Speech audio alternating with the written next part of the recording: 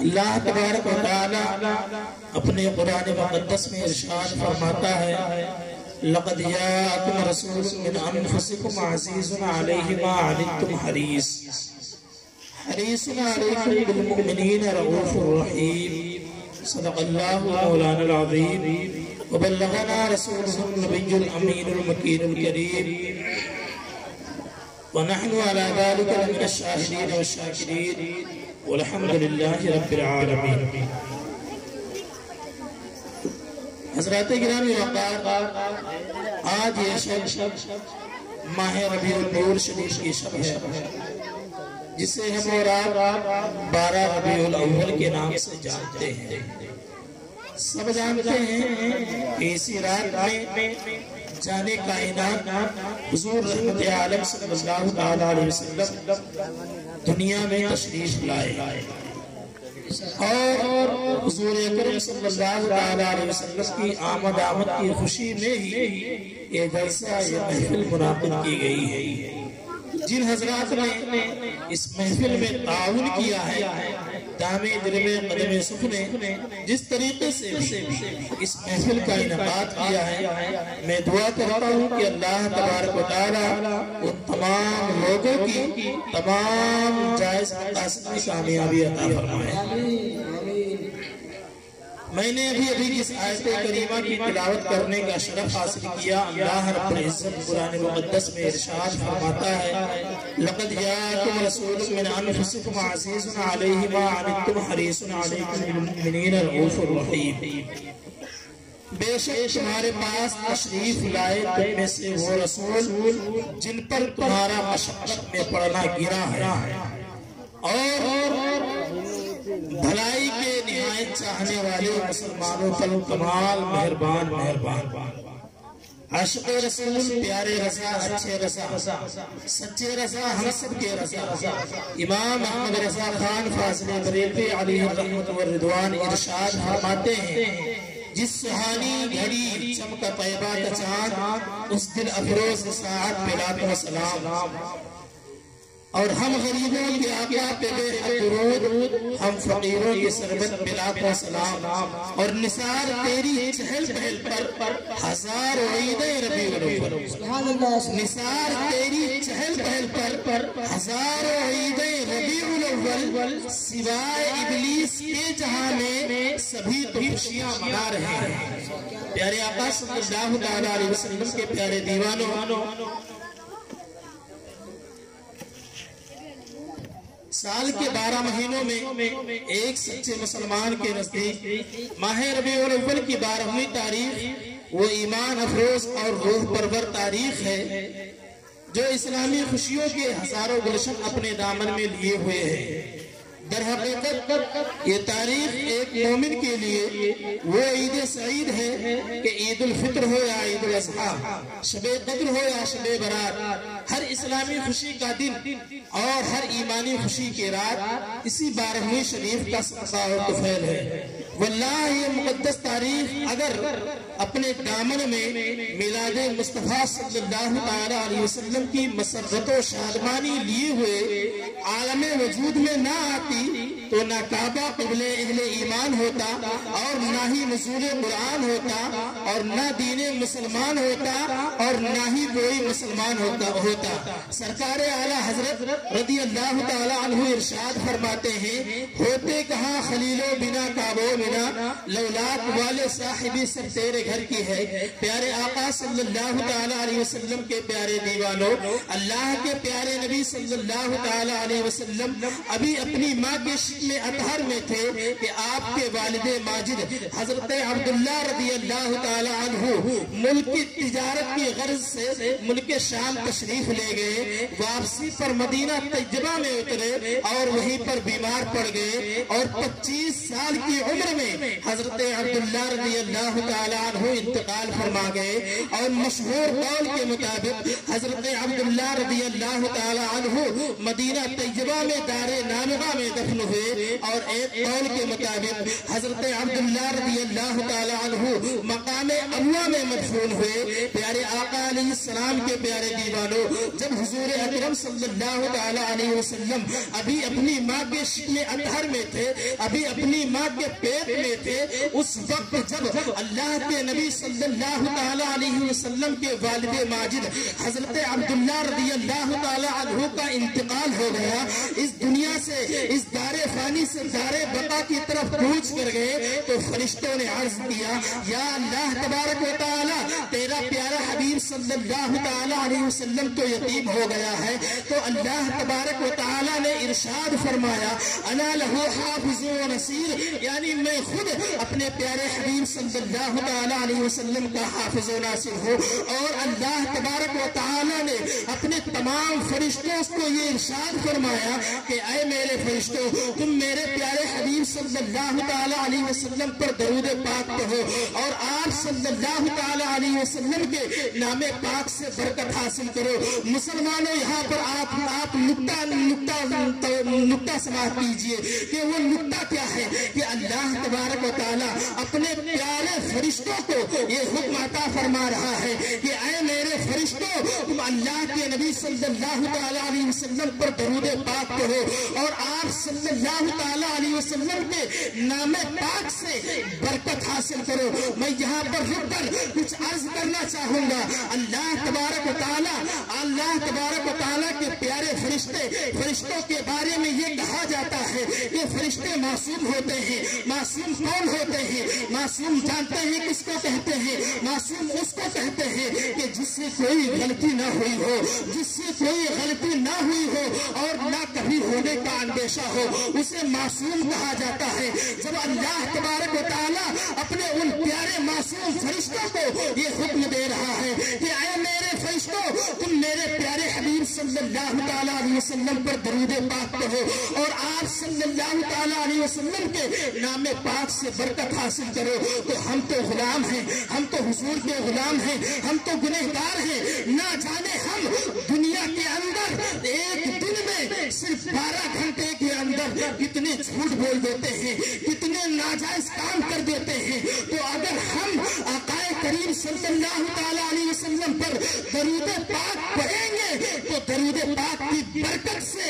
انشاءاللہ تعالی اللہ تبارک و تعالی ہمارے تمام گناہوں کو بخش دے گا اور گناہوں کو بخش کر ہمیں جنت الفردوس میں اعلیٰ مقام عطا فرمائے گا۔ پیارے آقا صلی اللہ تعالی علیہ وسلم کے پیارے دیوانوں، حضرت امام جعفر صادق رضی اللہ تعالی عنہ سے کسی نے پوچھا کہ آپ صلی اللہ تعالی علیہ وسلم کے یتیم ہونے کی حکمت کیا ہے؟ کبھی ابھی آپ صلی اللہ تعالی علیہ وسلم اپنی ماں کے شکم اطہر میں تھے، اپنی ماں کے پیٹ میں تھے کہ آپ کے والد ماجد حضرت عبداللہ رضی اللہ تعالی عنہ کا انتقال ہو جاتا ہے، اور اس کے بعد جب حضور اکرم صلی اللہ تعالی علیہ وسلم 6 سال کے ہوئے تو ان کی والدہ ماجدہ حضرت آمنہ طیبہ طاہرہ رضی اللہ تعالی عنہ وصال فرما گئی۔ پھر اس کے بعد آپ کے دادا جان حضرت عبد المطلب بھی داغ مفارقت دے گئے، تو اس نے عرض کیا، حضرت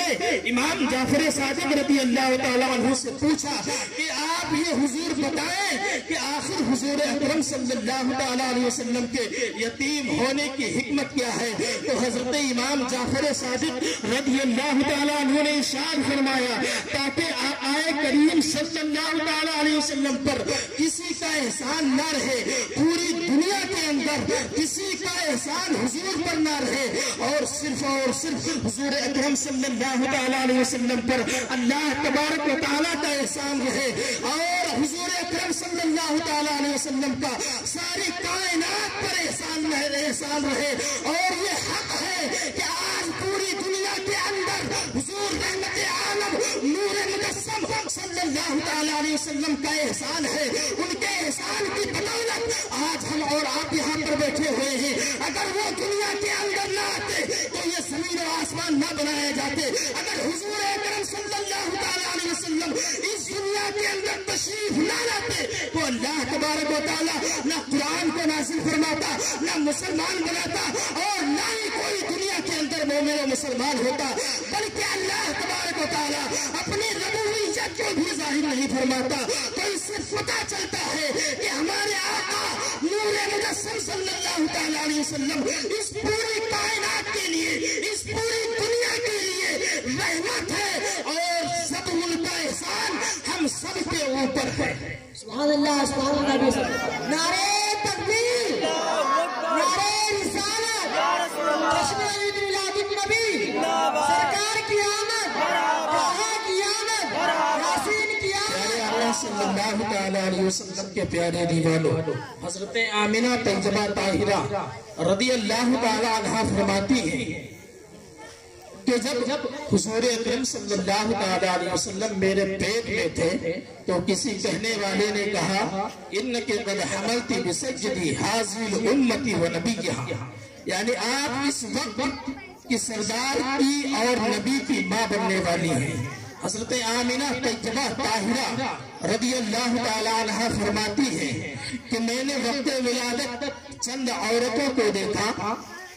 جو قد و قامت اور حسن و جمال میں بے مثال تھی، جن کی خوبصورتی کا کوئی مثال ہی نہیں تھا۔ آج دنیا کے اندر لڑکیاں تھوڑی سی خوبصورت ہو جاتی ہیں تو اس پہ اترانے لگتی ہیں، لیکن آئیے میں آپ کو بتاؤں کہ حضور رحمت عالم صلی اللہ علیہ وسلم کی والدہ ماجدہ فرماتی ہیں کہ چند عورتوں نے جب حضور اکرم صلی اللہ علیہ وسلم کی ولادت ہونے والی تھی، یعنی جب حضور اکرم صلی اللہ علیہ وسلم صبح صادق کے وقت پیدا ہونے والے تھے، اس وقت چند عورتوں نے انہیں چاروں طرف سے گھیر لیا جو قد و قامت اور حسن و جمال میں بے مثال تھی، اور حضرت آمنہ طیبہ طاہرہ حیران و پریشان تھی کہ آخر یہ عورتیں کون ہیں اور ان عورتوں کو میرے حال پر کس نے مطلع فرمایا ہے جو یہ میرے پاس آئی ہیں۔ تو ان میں سے ایک نے کہا کہ میں فرعون کی بیوی آسیہ ہوں، دوسری نے کہا میں حضرت عیسیٰ علیہ السلام کی ماں مریم ہوں، تیسری نے کہا کہ میں حضرت اسماعیل علیہ السلام کی ماں ہاجرہ ہو، اور یہ ہمارے ساتھ جنت کی ہو رہے ہیں۔ حضرات گرامی وقار، آج جو دنیا کے اندر کچھ کم بخت ایسے بھی ہو گئے ہیں جو حضور رحمت عالم صلی اللہ تعالی علیہ وسلم کو اپنی طرح کہتے ہیں کہ حضور تو ہماری طرح بشر ہیں، حضور تو ہمارے بڑے بھائی ہیں۔ ارے نادان، تو اپنے گریبان کے اندر جھانک کر کے دیکھ کہ تیری جب پیدائش ہوتی ہے، جب تو پیدا ہوا تھا اس وقت کون خدمت کے لیے آیا تھا؟ تیرے گھر والے بھی صحیح سے تیری ماں کی خدمت کے لیے نہیں آ رہے تھے، لیکن تو اسی واقعہ سے سوچ لے کہ جب حضور اکرم صلی اللہ تعالی علیہ وسلم اس دنیا کے اندر تشریف فرما ہو رہے تھے، جب یہ ولادت ہو رہی تھی تو اس وقت جنت سے حوریں آئی تھی حضور کی ماں کی خدمت کے لیے۔ تو میں ان کم بختوں سے عرض کروں گا کہ اسی واقعہ سے تو ذرا تم اندازہ لگا لو کہ ہم کس طرح سے ہیں اور حضور اکرم صلی اللہ تعالی علیہ وسلم کس طرح سے ہیں۔ پیارے آقا صلی اللہ تعالی علیہ وسلم کے پیارے دیوانوں، یہ میلاد النبی صلی اللہ تعالی علیہ وسلم ہے۔ اس موقع پر ہم خوشیوں کا اظہار کرتے ہیں، لائٹنگ لگاتے ہیں اور اپنی حیثیت کے مطابق اللہ تبارک و تعالیٰ کے بندوں کو جس ان کی حیثیت جو ہوتی ہے وہ اپنی حیثیت کے مطابق روشنی کرتے ہیں، قمقمے لگاتے ہیں۔ جس طریقے سے آپ حضرات دیکھ رہے ہیں کہ یہ جو گاؤں میں ہماری سجاوٹ ہوئی ہے تو یہ کیوں سجاتے ہیں؟ آئیے میں اس پر ثبوت پیش کرتا ہوں تاکہ جو لوگ بھی آپ کو منع کریں کہ یہ سجانے سے کیا ملتا ہے، یہ لائٹ لگانے سے کیا ملتا ہے، اور میں آج ثابت کروں گا کہ جو لوگ جلسے سے روکتے ہیں کہ جلسے جلوس کرتے ہیں اس سے کیا ملتا ہے، میں بعد ثابت کروں گا کہ جب ہم جلسہ کرتے ہیں تو اس جلسے سے کیا ملتا ہے۔ میں آپ کو قرآن و حدیث کی روشنی میں اور بزرگان دین کی اقوال سے ثابت کروں گا کہ جلسے کرنے سے کیا فائدے ہوتے ہیں اور جلوس کرنے سے کیا فائدے ہوتے ہیں اور روشنی کرنے سے کیا فائدے ہوتے ہیں۔ پیارے آقا صلی اللہ تعالی علیہ وسلم کے پیارے دیوانوں، جب ہم خوشی کا اظہار کرتے ہیں، جب ہم جشن مناتے ہیں، اب وہ چاہے خوشی کسی کے بھی موقع پر ہو، چاہے وہ خوشی اور جشن بچے کی ولادت کے موقع پر ہو، بچے کے عقیقے کے موقع پر ہو، شادی بیاہ کے موقع پر ہو یا کسی بھی نعمت و دولت کے ملنے کے موقع پر ہو، ہم اپنی حیثیت کے مطابق روشنی کرتے ہیں، قمقمے لگاتے ہیں اور اس طرح سے اپنی خوشی اور جشن کا اظہار کرتے ہیں اور گلی کوچوں کو، محلوں مکانوں کو سجا کر بقعۂ نور بنا دیتے ہیں۔ حضرات گرامی وقار، لیکن وہ اللہ تبارک و تعالیٰ جس کی شان و شوکت بہت ہی بلند و بالا ہے، وہ اللہ تبارک و تعالیٰ جس کی شان و عزت بہت ہی بلند و بالا ہے، اس نے آسمان کے تاروں کو، آسمان کے ستاروں کو قمقمے بنا کر زمین کے قریب کر دیا۔ حضرت عثمان بن ابی العاص کی والدہ فاطمہ بنت عبداللہ صفیہ رضی اللہ تعالیٰ عنہا کہتی ہے کہ جب حضور اکرم صلی اللہ تعالیٰ علیہ وسلم کی ولادت باسعادت ہوئی تو اس وقت میں حضور اکرم صلی اللہ تعالیٰ علیہ وسلم کی والدہ ماجدہ کے پاس موجود تھی۔ میں نے دیکھا کہ خانہ کعبہ نور سے منور ہو گیا ہے اور ستارے، آسمان کے ستارے زمین کے اتنے قریب آ گئے ہیں، اتنے قریب آ گئے ہیں کہ مجھے یہ کہنا پڑا کہ کہیں یہ تارے مجھ پر گر نہ پڑے۔ اللہ تبارک و تعالیٰ کی جانب سے میلاد النبی صلی اللہ تعالیٰ علیہ وسلم کے موقع پر، حضور اکرم صلی اللہ تعالیٰ علیہ وسلم کی ولادت باسعادت کے موقع پر، حضور کی دنیا میں تشریف آوری کے موقع پر اللہ تبارک و تعالیٰ نے آسمان کے تاروں کو قمقمے بنا کر زمین کے اتنے قریب کر دیا، اتنے قریب کر دیا کہ لوگ یہ سمجھنے لگے تھے کہ کہیں یہ تارے مجھ پر گر نہ پڑے، کہیں یہ تارے مجھ پر گر نہ پڑے، اور وہ تمام آسمان کے ستارے حضور اکرم صلی اللہ تعالیٰ علیہ وسلم کے گھر کی جانب جھکے ہوئے تھے اور خوب روشن تھے۔ پیارے آقا علیہ السلام کے پیارے دیوانوں، سیدی سرکار اعلیٰ حضرت رضی اللہ تعالیٰ عنہ فرماتے ہیں صبح طیبہ میں ہوئی بڑھتا ہے بارہ نور کا، صدقہ لینے نور کا، آیا ہے تارا نور کا۔ پیارے آقا صلی اللہ تعالیٰ علیہ وسلم کے پیارے دیوانوں، صاف طور پر ظاہر و باہر ہو گیا کہ میلاد النبی صلی اللہ تعالیٰ علیہ وسلم کے موقع پر جو ہم لائٹنگ لگاتے ہیں، جو ہم اپنے گھروں کو سجاتے ہیں اور ان گلیوں مکانوں گھروں کوچوں کو سجاتے ہیں، اس کا بلکہ سجانا چاہیے اور اس پر ہمیں خوب خوب خوشیاں منانا چاہیے، کیونکہ گھروں میں لائٹنگ لگانا، گلیوں مکانوں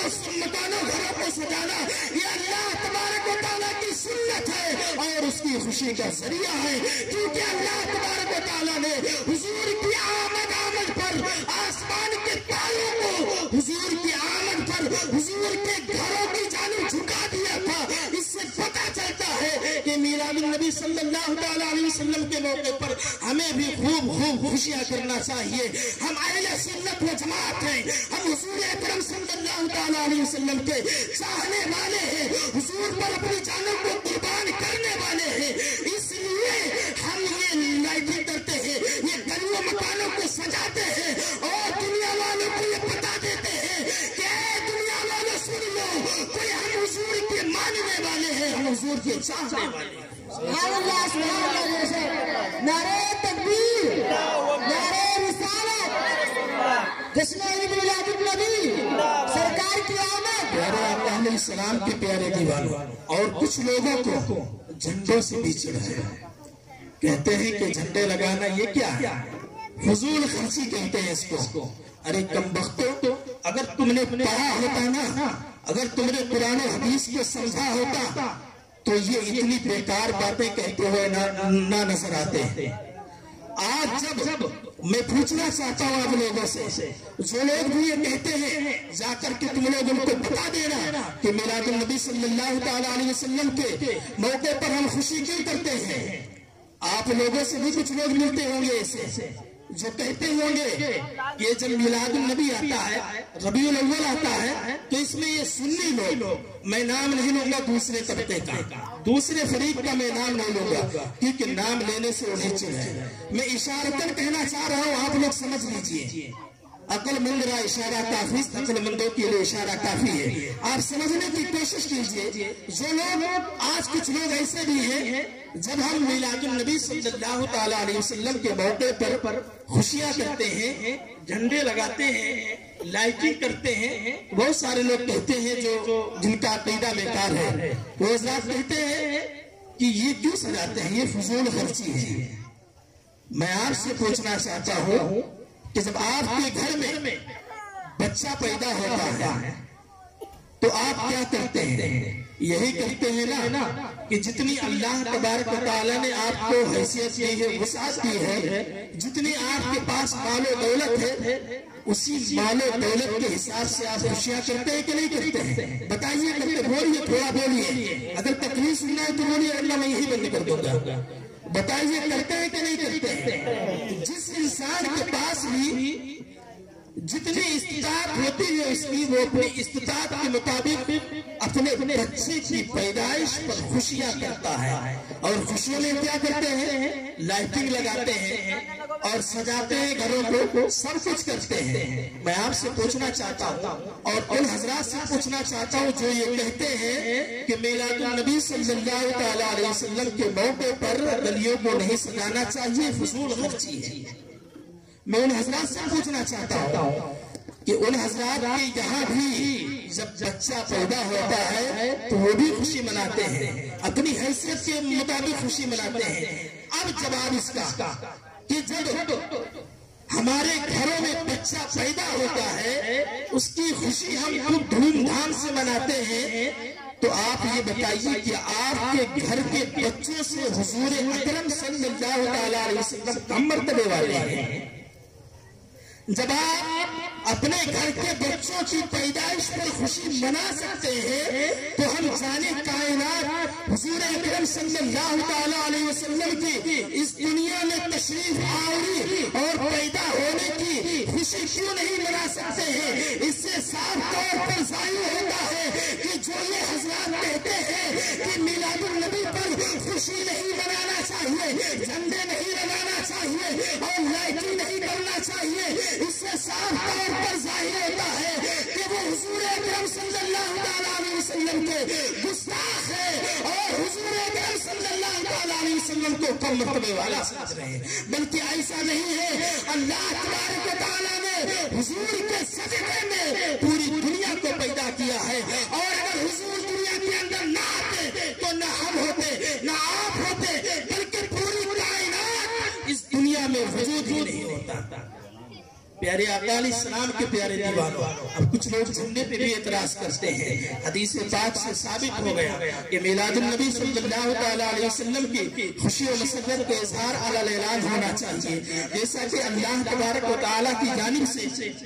مشرق و مغرب اور کعبۃ اللہ کی چھت پر جھنڈا نصب کیا گیا۔ خود خدائے تعالیٰ کے حکم سے حضرت جبرائیل علیہ السلام آقا کریم صلی اللہ علیہ وسلم کی ولادت باسعادت کی خوشی میں خوشی و مسرت کے لیے کعبۃ اللہ کی چھت پر جھنڈا نصب کیا۔ پیارے آقا علیہ السلام کے پیارے دیوانوں، اللہ تبارک و تعالیٰ نے کعبہ معظمہ کو اپنا گھر فرمایا ہے۔ وہ کعبہ معظمہ جس کو بیت اللہ ہونے کا شرف حاصل ہے، وہ کعبہ معظمہ جس کو خانہ خدا ہونے کا شرف حاصل ہے، اس پر خود خدائے تعالیٰ کے حکم سے اللہ تبارک و تعالیٰ نے اپنے حکم سے حضرت جبرائیل علیہ السلام کو یہ حکم دیا کہ اے جبرائیل تم جاؤ، 3 جھنڈے لے کر کے جاؤ، ایک جھنڈا مشرق میں ڈالو، دوسرا جھنڈا مغرب میں ڈالو اور تیسرا جھنڈا میرے گھر کعبۃ اللہ کی چھت پر نصب کرو۔ تو ہم تو آقا کریم صلی اللہ تعالیٰ علیہ وسلم کے امتی ہیں، ہم تو آقا کریم صلی اللہ تعالیٰ علیہ وسلم کے غلام ہیں، ہم تو حضور اکرم صلی اللہ تعالیٰ علیہ وسلم کے ماننے والے ہیں، تو ہم پر بھی یہ لازم ہے کہ میلاد النبی صلی اللہ تعالیٰ علیہ وسلم کے موقع پر اپنے گھروں پر جھنڈے لگانا چاہیے، اور یہ اللہ تبارک و تعالیٰ کی خوشی جان کر اللہ تبارک و تعالیٰ اور اس کے پیارے حبیب صلی اللہ تعالیٰ علیہ وسلم کی بارگاہ میں کثیر انعام و اکرام کے مستحق بن جائیں۔ پیارے آقا علیہ السلام کے پیارے دیوانوں، اللہ تبارک و تعالیٰ قرآن مقدس میں ارشاد فرماتا ہے قد جاءکم من اللہ نور و کتاب مبین، بے شک تمہارے پاس ایک نور آیا اور روشن کتاب۔ پیارے آقا علیہ السلام کے پیارے دیوانوں، ذکر میلاد شریف کرنے سے، ذکر میلاد شریف کہنے سے رحمت و برکت کا نزول ہوتا ہے، اور جس جگہ اور جس مکان میں میلاد شریف کیا جاتا ہے، جس جگہ جس مکان میں میلاد شریف کا انعقاد کیا جاتا ہے، وہ جگہ اور مکان انوار و برکات کے گہوارہ بن جاتے ہیں، اور میلاد النبی صلی اللہ علیہ وسلم کی خوشی کا اظہار کرنے سے دنیا و آخرت کی غم و مصیبت سے آزادی ملتی ہے، اور جنت نعیم کا حقدار بھی بنا دیا جاتا ہے۔ جس مسلمان کے گھر عید میلاد ہو اس مسلمان کی قسمت کے لاکھوں سلام، وہ لوگ خدا شاہد قسمت کے سکندر ہیں جو سرور عالم کا میلاد مناتے ہیں۔ پیارے آقا علیہ السلام کے پیارے دیوانوں، آئیے میں بزرگوں کے اقوال کی روشنی میں یہ ثابت کرنے کی کوشش کرتا ہوں کہ میلاد النبی صلی اللہ تعالیٰ علیہ وسلم کیوں مناتے ہیں، اور اس میلاد النبی یہ جو جلسہ کرتے ہیں، یہ جلسے جلوس کرنے سے فائدے کیا ملتے ہیں۔ پیارے آقا علیہ السلام حضرت امام ابن جوزی علیہ الرحمۃ والرضوان تحریر فرماتے ہیں کہ ہمیشہ کعبہ معظمہ مدینہ منورہ، مصر، شام، یمن، الغرض، مشرق سے لے کر مغرب تک پوری دنیا کے تمام باشندے میلاد النبی صلی اللہ علیہ وسلم کے محفلیں قائم کرتے آئے ہیں، اور جب ربیع الاول شریف کا چاند نظر آتا ہے تو ان کی خوشی کی کوئی انتہا نہیں رہتی۔ اور آگے فرماتے ہیں کہ ذکر میلاد شریف پڑھنے اور سننے کا خصوصی اہتمام کرتے ہیں اور بے پناہ اجر و کامیابی حاصل کرتے ہیں۔ پیارے آقا صلی اللہ علیہ وسلم کے پیارے دیوانوں، اور وہی حضرت امام ابن جوزی دوسری جگہ ارشاد فرماتے ہیں، دوسری جگہ تحریر فرماتے ہیں کہ میلاد شریف کی برکتوں سے یہ ہے کہ جس سال میلاد منایا جاتا ہے وہ پورا سال امن و امان سے گزر جاتا ہے۔ یہیں سے ثبوت لے لو آپ کہ حضرت امام ابن جوزی بہت بڑے امام ہیں، بہت بڑے امام ہیں۔ وہ فرماتے ہیں کہ جس سال میلاد شریف منایا جاتا ہے، جس سال جس بستی میں میلاد شریف کا انعقاد کیا جاتا ہے، وہ پورا سال امن و امان سے گزر جاتا ہے، وہ پورا سال چین و سکون سے گزر جاتا ہے، اور مرادیں پوری ہونے کی، یعنی تمنائیں پوری ہونے کی خوشخبری ہے۔ پیارے آقا علیہ السلام کے پیارے دیوانوں، جلیل القدر محدث حضرت مولانا علی قاری رحمۃ اللہ تعالی علیہ تحریر فرماتے ہیں کہ ہمیشہ سے اہل اسلام ماہ میلاد کی راتوں میں، یعنی آج جو رات ہے اس رات کو ماہ میلاد کی رات کہتے ہیں، ماہ میلاد کی راتوں میں طرح طرح کے صدقات و خیرات کرتے ہیں۔ اس کی راتوں میں کھانا پکا کر غربا مساکین میں تقسیم کرتے ہیں، اور نیکیوں میں کثرت اور نیکیاں کثرت سے کرتے ہیں، جس کے سبب بے شمار برکتیں اللہ تبارک و تعالیٰ کے عظیم فضل کی شکل میں ظاہر ہوتی ہیں۔ اور آگے فرماتے ہیں کہ بے شک اس پورے سال امن و امان سے گزر جاتا ہے جس سال میلاد منایا جاتا ہے، اور مرادیں پوری ہونے کی بہت جلد بشارت ہے۔ پیارے آقا صلی اللہ علیہ وسلم کے پیارے دیوانوں، جب حضور اکرم صلی اللہ علیہ وسلم کی ولادت باسعادت ہوئی تو آپ کے بھتیجے ابو لہب کو اس کی لونڈی سویبہ نے آ کر بتایا کہ آپ کے بھائی عبداللہ کے گھر ایک بہت ہی حسین و جمیل فرزند پیدا ہوا ہے۔ اس پر ابو لہب اتنا خوش ہوا کہ خوشی میں اپنی لونڈی سویبہ کو آزاد کر دیا۔ آزاد کرنے کے بعد کیا ہوتا ہے آگے ملاحظہ فرمائیے۔ حضرات گرامی وقار، سب مسلمان جانتے ہیں کہ ابو لہب نے حضور اکرم صلی اللہ تعالیٰ علیہ وسلم کی نبوت کو تسلیم نہیں کیا تھا، اور بلکہ اس لعین نے تو اپنی ساری زندگی حضور اکرم صلی اللہ تعالیٰ علیہ وسلم کی دشمنی میں صرف کر دی تھی، اور بلکہ ایسا سخت کافر جس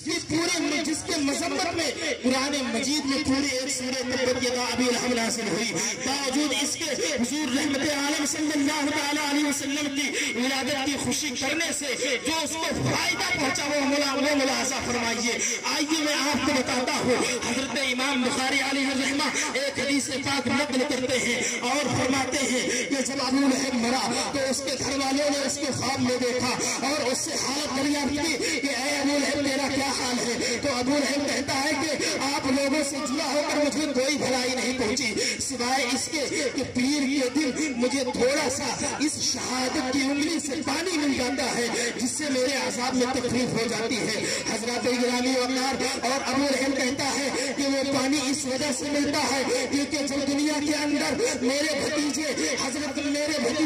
محمد رسول اللہ صلی اللہ تعالیٰ علیہ وسلم پیدا ہوئے تھے تو اس وقت میں نے بچوں خاموش ہو جاؤ،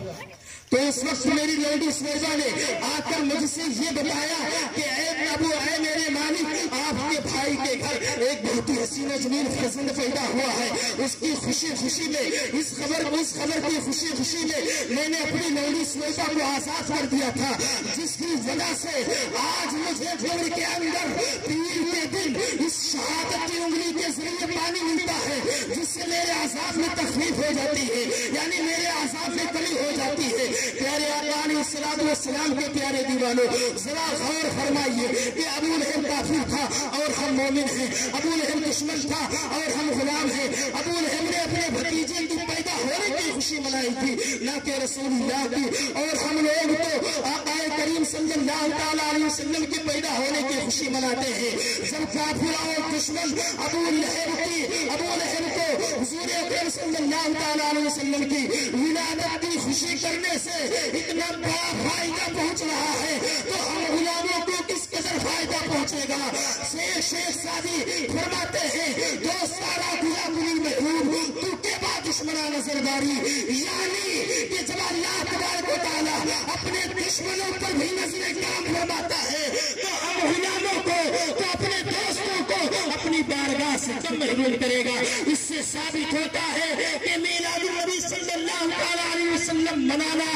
اس پر منانے سے اگر ہم آج دنیا کے اندر میلاد النبی صلی اللہ علیہ وسلم منائیں گے تو کل قیامت کے دن انشاءاللہ تعالی ہمیں جنت الفردوس میں اعلیٰ مقام۔ سبحان اللہ، سبحان اللہ۔ پیارے آقا صلی اللہ علیہ وسلم کے پیارے دیوانوں، حضرت امام ابو الخیر شمس الدین جزری رحمت اللہ علیہ تحریر فرماتے ہیں کہ جب کافر ابو لہب کو ولادت کی خوشی کرنے سے اتنا بڑا فائدہ پہنچ رہا ہے تو اس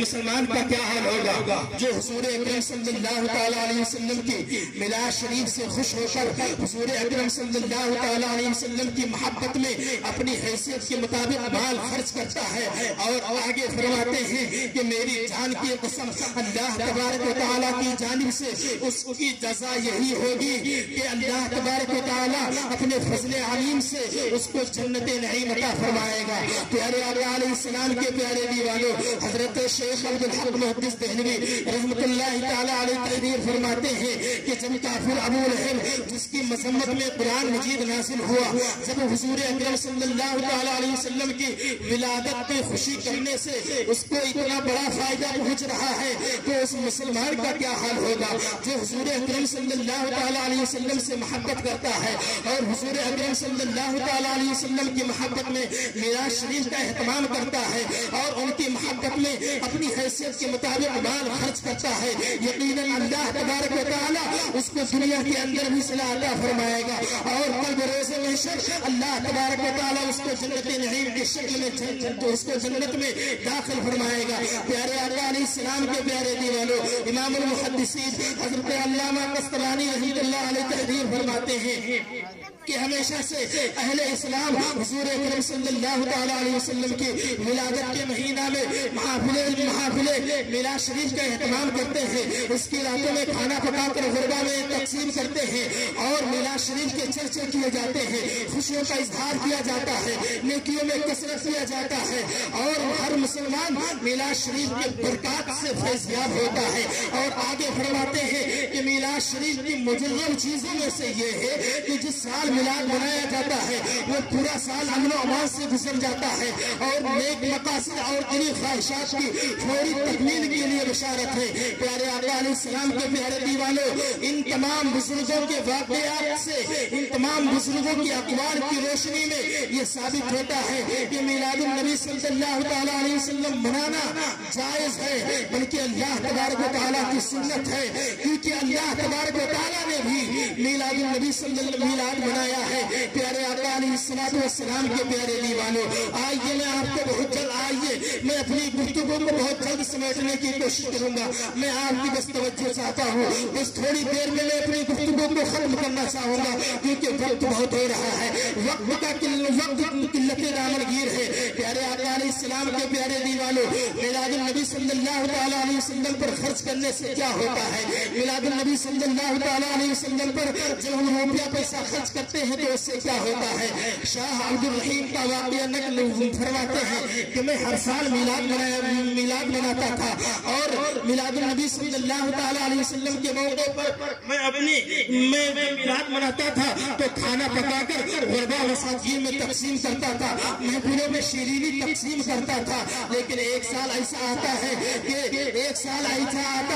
کہ حضرت شاہ عبد الرحیم کے پاس کچھ پیسے نہیں بچے تھے، صرف اور صرف 2 پیسے تھے. آپ نے انہی 2 پیسوں کے برکات حاصل کرنے کے لیے بھنے ہوئے چنے منگواتے ہیں، اور منگوانے کے بعد میں میلاد شریف کی برکات حاصل کرنے کے لیے آپ میلاد شریف کا اہتمام کرتے ہیں، اور وہ بھنے ہوئے چنے جب مجلس ختم ہوتی ہے تو اس کو تقسیم کر دیتے ہیں لوگوں میں. پھر اس کے بعد میں جب آپ رات میں سوتے ہیں، سونے کے بعد میں کیا دیکھتے ہیں کہ حضور اکرم صلی اللہ تعالیٰ علیہ وسلم خواب میں تشریف فرما ہے، اور حضور اکرم صلی اللہ تعالیٰ علیہ وسلم کے سامنے وہی بھنے ہوئے چنے رکھے ہوئے ہیں، اور حضور اکرم صلی اللہ تعالیٰ علیہ وسلم ارشاد فرماتے ہیں نعم ما فعلت یا عبد الرحیم، اے عبد الرحیم تو نے بہت ہی اچھا کام کیا ہے، تو نے بہت ہی اچھا کام کیا ہے. پیارے آقا علیہ السلام کے پیارے دیوانوں، اس سے ثابت ہوتا ہے کہ اگر ہم میلاد النبی صلی اللہ تعالیٰ علیہ وسلم پر روپیہ پیسہ خرچ کریں گے تو ہمارے پیسے میں کمی نہیں آئے گی،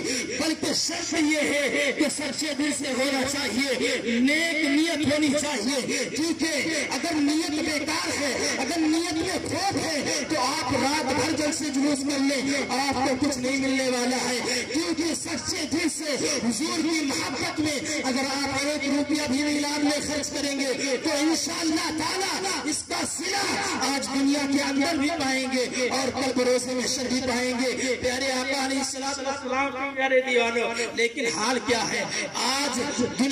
دین کے نام پر، جلسے جلوس کے نام پر لوگوں کے بڑی معذرت کے ساتھ میں بات عرض کر رہا ہوں، کیونکہ حقیقت ہے، اس لیے میں اپنی حقیقت کو آپ کے سامنے پیش کر رہا ہوں. آپ لوگوں کی اور تمام دنیا کے اندر، میں آپ ہی لوگوں کو نہیں کہتا ہوں بلکہ پوری دنیا کے اندر مسلمانوں کا یہ حال ہو چکا ہے کہ اگر وہ 1 روپیہ دیتے ہیں تو دکھانے کے لیے دیتے ہیں. خدا را ایسا مت کیجیے، ایسا مت کیجیے. اگر آپ پیسہ دیں تو اس طریقے سے دیں کہ اپنی نیت، نیک نیت کے ساتھ دیں، حضور اکرم صلی اللہ تعالیٰ علیہ وسلم کی محبت میں دیں، تاکہ اس کا صلہ آپ کو دنیا کے اندر بھی ملے اور کل بروز محشر، میدان محشر میں بھی ملے. پیارے آقا علیہ السلام کے پیارے دیوانوں، لیکن آج لوگوں کا حال کیا ہے؟ آج اگر ہم 100 روپیہ مانگتے ہیں کہ میلاد النبی صلی اللہ تعالیٰ علیہ وسلم کی آج رات میں ہمیں محفل میلاد کرنا ہے تو لوگوں کے جیب سے پیسے نہیں نکلتے ہیں. لیکن اسی کے مخالف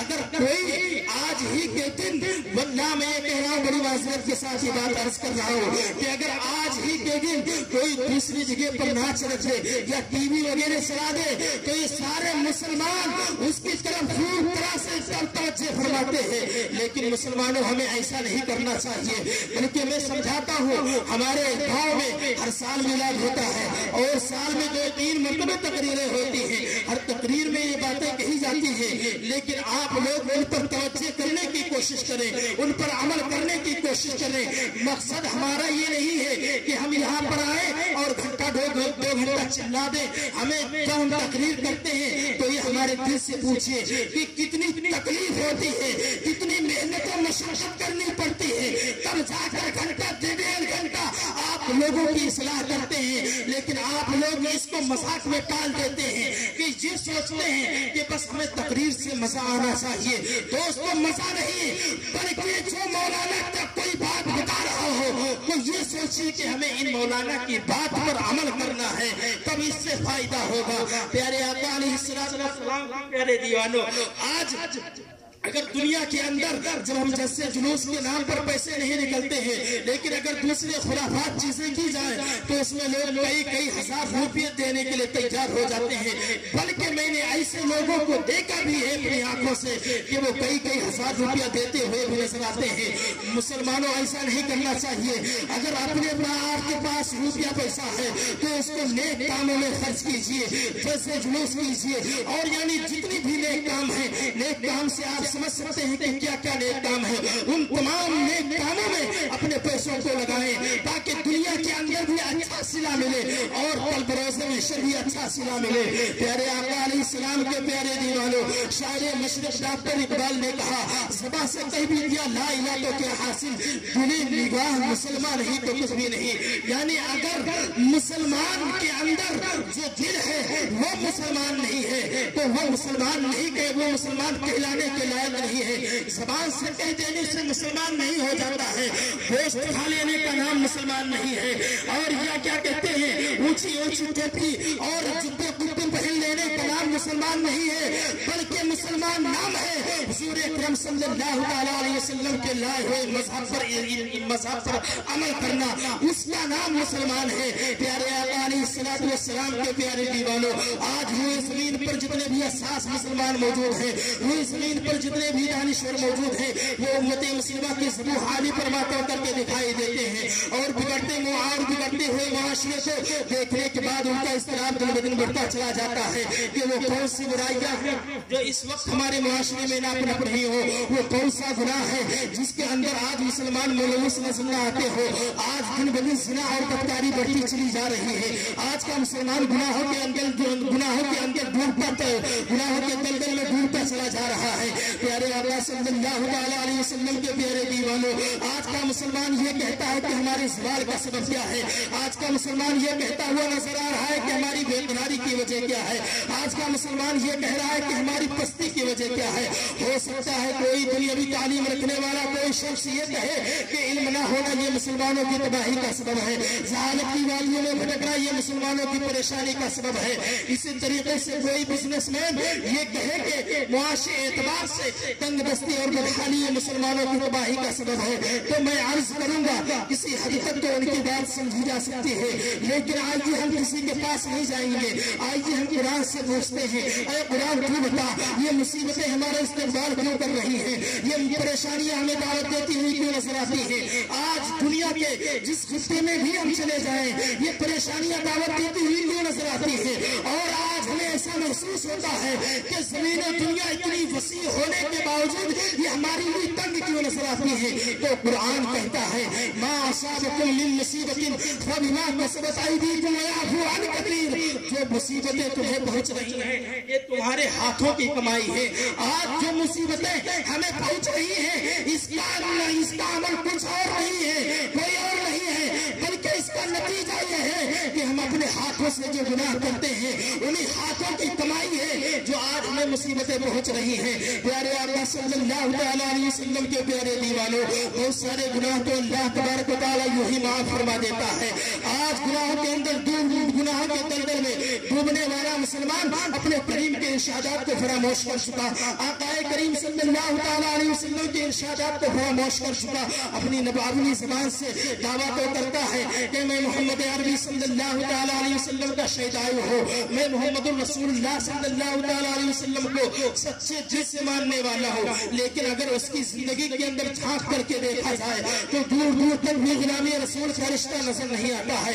آج آپ دیکھیں اگر قرآن مقدس اور احادیث رسول صلی اللہ علیہ وسلم کی روشنی میں گناہوں کے حوالے سے غور کریں تو بہت سارے گناہوں کا تذکرہ قرآن و حدیث کے اندر ملتا نظر آئے گا کہ ان گناہوں کی بنیاد پر یہ عذاب ہے، ان گناہوں کی بنیاد پر یہ سزا ہے، ان گناہوں کی بنیاد پر انسان اس تباہی کا شکار ہوگا۔ لیکن میں آج آپ کو بتاؤں کہ وہ کون سا سب سے بڑا گناہ ہے جس گناہ کے بعد دوسرے گناہ کے دروازے کھلتے ہیں، انسان کا قدم کب بہکتا ہے، انسان کے دل میں جذبات کب انگڑائیاں لیتے ہیں، انسان کے ہاتھ اور پیر بدکرداری کی طرف کب آمادہ ہوتے ہیں، وہ کون سا گناہ ہے جس گناہ کے بعد انسان ان تمام برائیوں کی طرف بڑھتا چلا جاتا ہے؟ تو مولا علی کرم اللہ تعالی وجہ الکریم نے ارشاد فرمایا کہ نگاہ وہ دروازہ ہے، نگاہ وہ گناہ ہے جس گناہ کے بعد جس سے گزرنے کے بعد باقی سارے دروازے کھلا کرتے ہیں، اس لیے کہ سب سے پہلے انسان کی نگاہ بہتی ہے، پہلے انسان کسی چیز کو دیکھتا ہے، پھر انسان کو اس چیز کی پانے کی خواہش ہوتی ہے، پھر انسان اس چیز کو پانے کے لیے ہزار کوشش کرنے کے لیے تیار ہو جاتا ہے، اسے اگر قدم بڑھانا پڑے تو قدم بڑھاتا ہے، اگر ہاتھ اٹھانا پڑے تو ہاتھ اٹھاتا ہے۔ پہلے مولا علی کرم اللہ تعالی وجہ الکریم نے ارشاد فرمایا کہ نگاہ وہ دروازہ ہے جس سے گزرنے کے بعد باقی سارے دروازے کھلا کرتے ہیں، اس لیے کہ انسان کی سب سے پہلے نگاہ بہکتی ہے، پھر اس کے بعد قدم بہکتا ہے، پیر بہکتے ہیں، ہاتھ بہکتے ہیں، اس کے بعد اس کا پورا وجود بہکتا چلا جاتا ہے۔ آقا کریم صلی اللہ علیہ وسلم نے ارشاد فرمایا کہ نگاہ شیطان کے زہر آلود تیروں میں میں سے ایک تیر ہے. اسی لیے تو اللہ تبارک و تعالیٰ نے اپنے حضور رحمت عالم صلی اللہ تعالیٰ علیہ وسلم سے فرمایا کہ اے میرے محبوب صلی اللہ تعالیٰ علیہ وسلم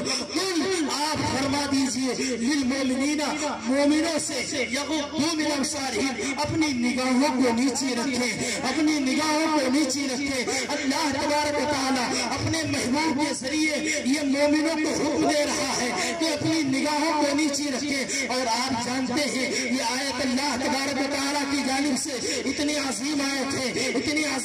ہے کہ آپ صحابہ کی زندگی کا جائزہ لیں, تابعین کی زندگی کا جائزہ لیں, آقا کریم صلی اللہ علیہ وسلم کی زندگی کا جائزہ لیں تو آپ کو پتا چلے گا کہ صحابہ کرام کا چلنا رسول اعظم صلی اللہ علیہ وسلم کے نقش قدم کے مطابق تھا. اسی وجہ سے ان کی نگاہیں ہمیشہ جھکی رہا کرتی تھی. اسی لیے تو سیدی سرکار اعلیٰ حضرت رضی اللہ تعالیٰ عنہ جب حضور کی نگاہوں کا تذکرہ کرتے ہیں تو کہتے ہیں نیچی آنکھوں کی شرم و حیا پر درود, اونچی بینی کی رفعت بلا پر سلام. پیارے آقا صلی اللہ علیہ وسلم کے پیارے دیوانوں, آج آپ دیکھیں آج دنیا کے انسانوں کو عورتیں دعوت نصارہ دے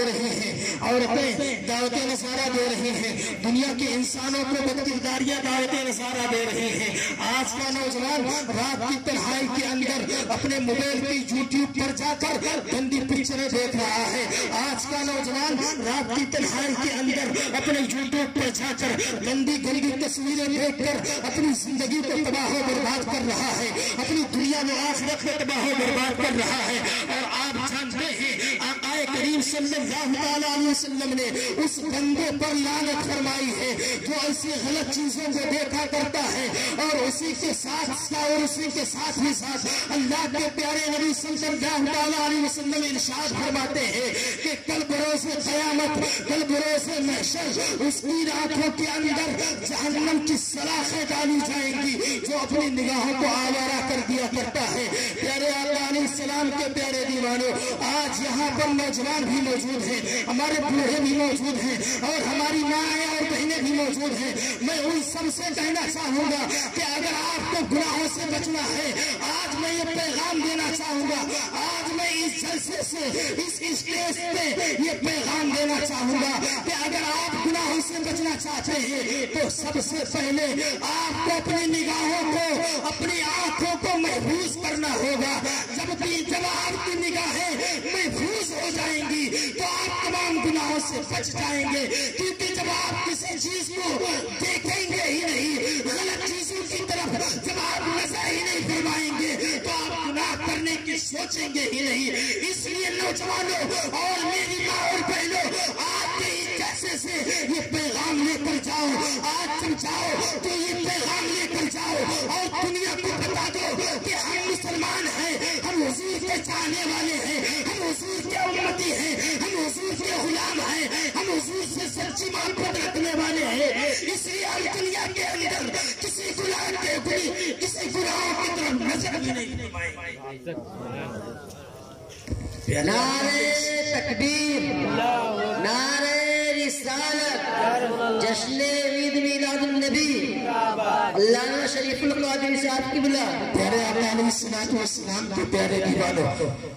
آپ دیکھیں سلطان الہند غریب نواز رضی اللہ تعالیٰ عنہ, بس تھوڑی دیر اور برداشت کیجیے, میں اپنے تقریر کو ختم کر رہا ہوں. آج ہم دیکھیں سلطان الہند غریب نواز رضی اللہ تعالیٰ عنہ کی زندگی کا جائزہ لیں. سلطان الہند غریب نواز رضی اللہ تعالیٰ عنہ کی سیرت طیبہ کا مطالعہ کریں تو آپ کو پتہ چلے گا کہ اللہ اکبر. جب سلطان الہند غریب نواز رضی اللہ تعالیٰ عنہ انا ساغر کے قریب تشریف فرما تھے, اس وقت سچویشن یہ ہوئی, اس وقت حالت یہ ہوئی کہ پرتھوی راج نے سوچا کہ اس بابا کے پاس دنیا کے لوگ مائل ہو رہے ہیں اور ان کے ہاتھوں پر اسلام بھی قبول کرتے جا رہے ہیں, ان کے دیوانے بھی بنتے جا رہے ہیں, ان کے ارد گرد گھومتے بھی چلے جا رہے ہیں. ہمیں کسی نہ کسی طریقے سے حضور خواجہ غریب نواز رضی اللہ تعالیٰ عنہ کو یہاں سے اٹھانے کی کوشش کرنی چاہیے. لیکن اس پرتھوی راج نے یہ دیکھا کہ اللہ تبارک و تعالیٰ نے سلطان سلطان الہند غریب نواز کو بہت بلند و بالا مرتبہ عطا فرمایا ہے. ہزارہ طاقت و قوت کے باوجود، ہزارہ طاقتوں کے باوجود سلطان الہند غریب نواز رضی اللہ تعالیٰ عنہ کے ماننے والوں کی تعداد کم نہیں ہوتی ہے، بلکہ ان کی تعداد میں اضافہ ہوتا چلا جاتا ہے. اس پرتھوی راج نے سوچا کہ اس پرتھوی راج نے یہ ارادہ کیا کہ اس وقت کے تمام جادوگروں کو بلایا، اور بلانے کے بعد میں جادوگروں سے کہا کہ آپ معین الدین پر جادو کیجئے، اور جادو کرنے کے بعد میں معین الدین کو شکست دو، اور شکست دینے کے بعد میں معین الدین کو یہاں اجمیر سے نکلنے پر مجبور کر دو. لیکن حضور سلطان الہند غریب نواز رضی اللہ تعالیٰ عنہ نے اپنے قریب آیت الکرسی کا حصار کر لیا تھا، جس کی وجہ سے سلطان الہند غریب نواز رضی اللہ تعالیٰ عنہ پر جادو کا اثر نہیں ہو رہا تھا. یہ تمام جادوگر اپنے اپنے طریقے سے جادو کرتے ہیں، لیکن سلطان الہند غریب نواز رضی اللہ